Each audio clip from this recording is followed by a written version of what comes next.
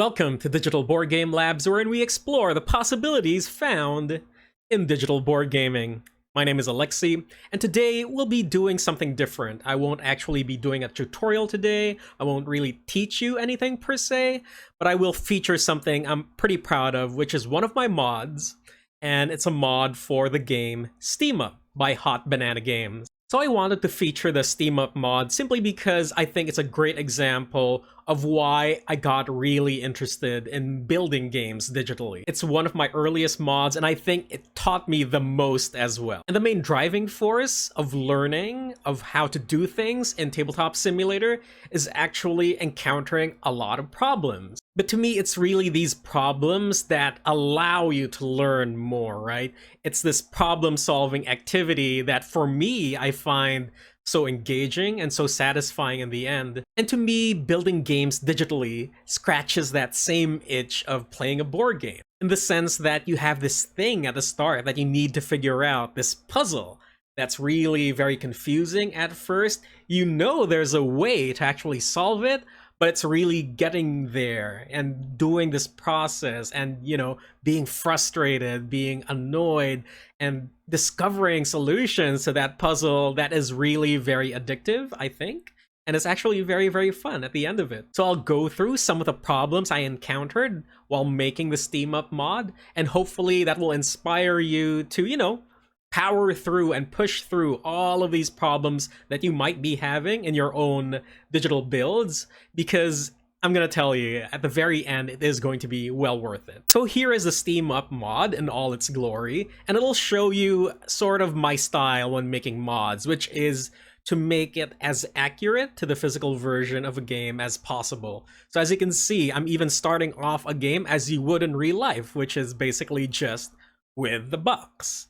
And an open box at that. So you have some settings here, some UI things going on here. And let's just set up a game for 5 games, and you'll see how the mod actually looks like and sets itself up.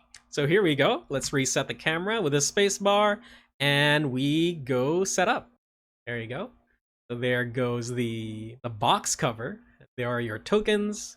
There's a score track, the cards, the main baseboard, the turntable, and of course, there you have the lovely dim sum. Setting themselves up randomly. So it's 2 to 4 dim sum in each steamer, and there's going to be 18 steamers in all. And everybody has a choice between 2 player boards at the start of the game, which gives players asymmetrical powers as you collect these steamers in order to be able to score points in the end. So yeah, modesty aside, I think it looks pretty cool. The setup is very dramatic, and I think it's a good way to start a play session of any mod when you can capture an audience interest by just, setting up the game. So to me, digital board gaming will never replace physical, real-world board gaming, right? But you can leverage in certain things in digital board gaming, such as the automated setup. So unlike in physical board gaming, wherein setup could take anywhere from like a few minutes to maybe half an hour for a single game, in digital board gaming, that problem is almost non-existent because you can actually automate setup. And to me, since setup is something that actually occurs in every game, then why not make it dramatic? Why not make it engaging? Why not make it interesting for the player to actually see the setup as compared to just having it set up right off the bat? And that's why I have the stuff animating and flying all over the place, because I want to also capture how setup would happen in real life, wherein things actually move around, players would actually gather around the table and putting pieces in their proper place as you would. I wanted to capture that in Tabletop Simulator and not have to bother players to do it manually. So it looks good and all, but getting here really was a very difficult process. There were a lot of problems that I encountered making certain things in this mod work, and I'll be going through some of them right now. Now in Tabletop Simulator, if you have an object on top of another object, and you try to rotate the object at the bottom, like this, with the Q and the E keys, you'll see that the object on top actually is not disturbed and doesn't lift and rotate together with the object at the bottom. Now there is a way around this, which is of course to lift the object at the bottom right here, so I'm lifting it right now, and then rotate with the Q and E keys, and that will rotate both of them. Now we could have done that in Steam Up, of course, but there is a bit of a problem with that, because when you try to lift something in TTS, the tendency is that you'll actually move it out of position, which is something we don't want. And because there is latency problems sometimes and some lag when you're playing online, it is very possible that players actually don't notice that they're translating and moving around an object within Tabletop Simulator while playing a game. So we don't want that. So how do we actually fix that problem? So we'll go to the turntable now and we'll press on one of these buttons. So rotate clockwise or rotate counterclockwise. And here you go. As you can see, everything on top of the turntable actually rotates quite well. Do that again. And the cool thing about it is you can actually grab a steamer out of it and it will still work completely fine. You can grab like dim sum from it, or you can even put dim sum in it, and it's all gonna work just fine. So what exactly is happening here? So of course it is being done through scripting. But it's not enough to just rotate the base, right? Because we'll encounter the same problem we had earlier, wherein everything on top of the base will actually not rotate with it. What's actually happening behind the scenes, if I can demonstrate to you using this player board once again, is that when I press these arrows on the turntable, what's actually happening is I'm telling the program to attach everything on top of the base to the base, rotate it, and then detach everything once again. Now there is actually a tool within TTS that allows you to attach objects to other objects, right? So that is the combine tool right here to the left of your toolbar. So let's select that tool right now and let us attach this dog meeple to the dog player board by clicking and dragging from it. There you go. And if we go back to our grab tool, now if we rotate the base, you can see that the dog meeple is rotating with it. Ooh, fancy. So what's happening after we rotate the turntable is that I'm detaching things from the base, and now as you can see, if I rotate with Q and E, it's detached one more time and it's not rotating with the base again. So that's the very first thing I had to figure out for Steam Up, because that rotating turntable is really at the center and the heart of the gameplay of Steam Up. The next thing I needed to figure out was, of course, the steamers. So let's take these two identical looking steamers, shall we? And while they may look exactly the same, they actually don't function the same. And here's what I'm talking about. If you try to put dim sum in the right steamer, you'll see that you actually can't put anything inside it. The dim sum's actually floating on top of the steamer, which is so weird, which is not what you're expecting, right? The left steamer, though, it allows me to put dim sum fairly freely and easily in it. And that's something I needed to figure out. So what's exactly going on here? So as you can see, these steamers are actually 3D models, right? So these weren't done through tiles or tokens.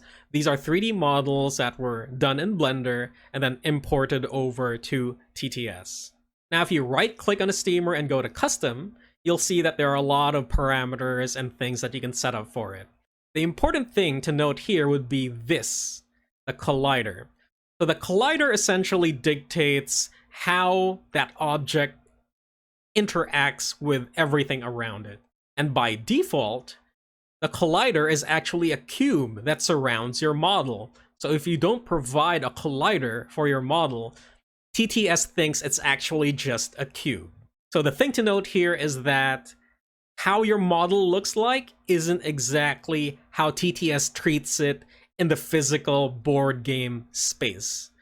Physics will react to the collider of your model and not how your model looks like, if that makes any sense. So if I right-click on the right steamer, you'll see that I have no collider information in there.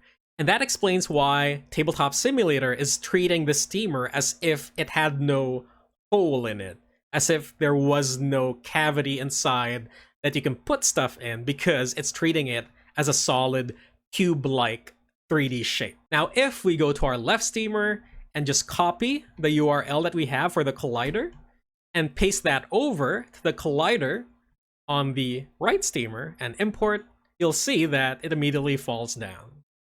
All right, and you can pick up the steamer and it will work just fine as you would expect in real life. So that's the second thing I needed to figure out in TTS, how exactly to work with 3D models within Tabletop Simulator.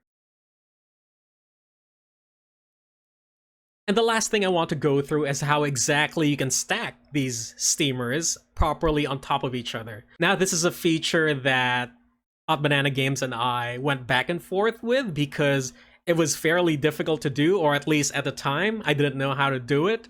And they kept saying, yeah, it's okay, you don't need to actually do it because that's just extra, right? So people can actually just manually put the steamers on top of each other, and that shouldn't be a problem too much. But, you know, I really wanted a way to be able to stack these steamers manually in a very easy and efficient manner. So to the right are steamers without any scripting or any fancy stuff going on. It's just really the 3D model and the collider interacting with you. The ones to the left are the ones that I actually put some technology in. And let's see the difference. So if I put a steamer on top of another steamer that has no scripting, you'll see that stacking them neatly and orderly is actually a pretty involved thing. You actually need to look at the shadows and make sure everything's aligned properly. And when you're playing a game, that just doesn't really work very well. Now, the immediate solution I thought of was, of course, snap points. So let's get our snap point right here, put a snap point somewhere on the table, and then we put our steamer right there, and we try to put our other steamer on top of it. Actually quite works very well, right? But do remember that we have dim sum inside these steamers. So if we put dim sum there, and then we try to stack that with snap points, look what happens. Oop. The steamer itself teleports essentially to that area, and it's very, very much possible that dim sum actually fall off while the steamer is actually being teleported into the snap point position. So again, let's demonstrate that one more time. And of course, the problem is exacerbated if you have more dim sum inside the steamer. There you go. And of course, we don't want that to happen during gameplay. So I had to figure out a solution to this problem, otherwise the mod just wouldn't work that well. So what I did for Steam Up is that I made the steamer smart. I built technology into each steamer such that it can detect if it's actually on top of another steamer. And then if a player lets go when it is indeed on top of another steamer, then that steamer is going to gently move itself together with a dim sum inside of it on top of the other steamer and place itself neatly on top of it. So let's demonstrate that right now. So here are our steamers that have some scripting built into them. And if I try to put one of them on top of the other, you'll see there is no ghosting effect. So meaning there is no snapping going on, and it's all just purely technology and scripting from each of the steamers. So I let go of the steamer right now, and as you can see, it snaps perfectly into place. Again, that also happens for any of the steamers, of course. If I just try to even just partially have it on top of another steamer and let go, you can see that it perfectly puts itself up on top of that other steamer. Now, of course, the challenge is what happens if we have dim sum inside of it, right? Let's try that right now. Okay, try to put it on top, release, and there you go. Isn't that perfect? So let's demonstrate that one more time, and this time with a lot more dim sum inside of the steamer, and see what happens if we try to put it. Boom.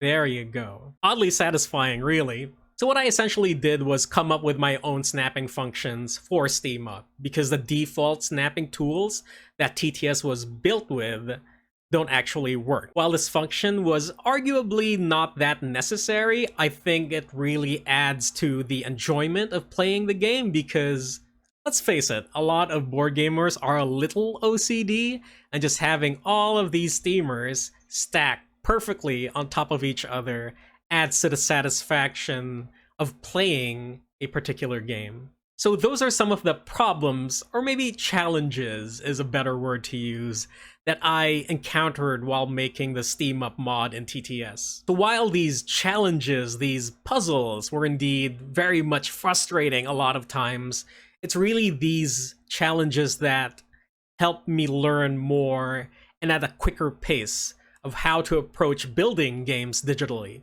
So hopefully this will inspire you guys to push through and power through any of the frustration you might have building your own mods. And I'd like to take this time to congratulate Pauline and Marie from Hot Banana Games for receiving a finalist nomination in Cardboard Edison this year. I'd like to thank them for allowing me to work on the digital mod for Steam Up.